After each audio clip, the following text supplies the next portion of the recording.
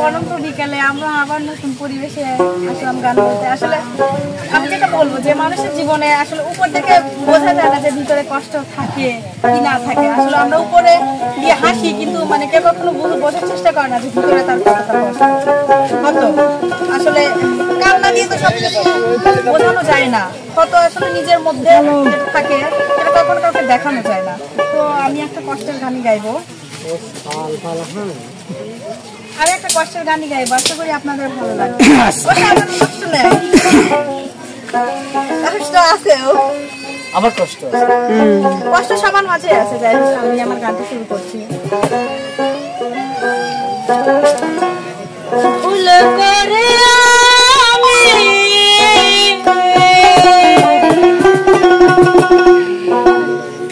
ভুল মানুষের সঙ্গে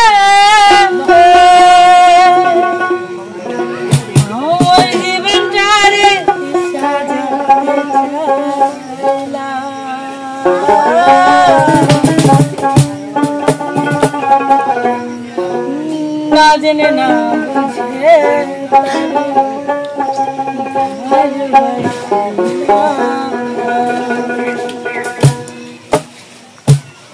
ভুল করে আমি ভুল মানুষের সঙ্গে